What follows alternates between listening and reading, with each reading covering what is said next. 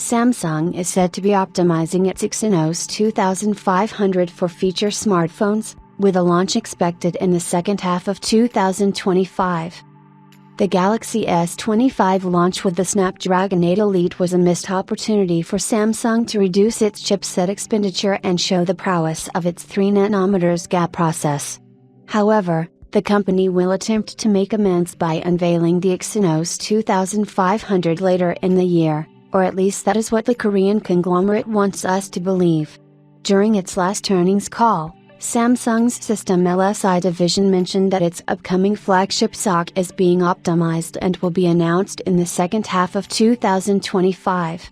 Thorough information was not provided regarding which smartphone would feature the Exynos 2500, but it is likely the more affordable Galaxy Z Flip 7. The abysmal yields of its 3nm gap process meant that Samsung could not prepare the Exynos 2500 in a higher number, so the company was forced to exclusively ship its entire Galaxy S25 range with the Snapdragon 8 Elite.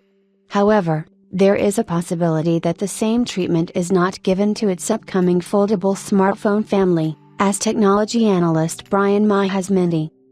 Until next that the company's System LSI sector stated during Samsung's Q4 2024 earnings call that the Exynos 2500 was being optimized for a future release sometime in H2 2025.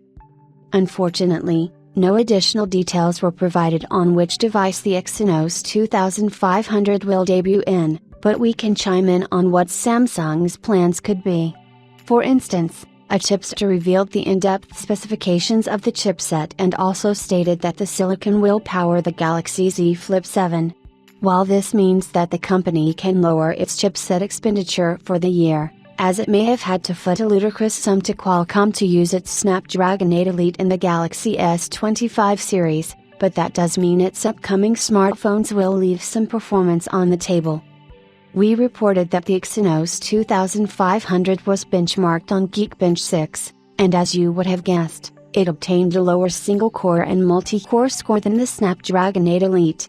Then again, it is unlikely that we will ever see these differences in real-world instances, but Samsung still needs to showcase that its Exynos lineup is better than the competition. Hopefully, the chipset will be improved to the point where it does put up a fight against competing SoCs.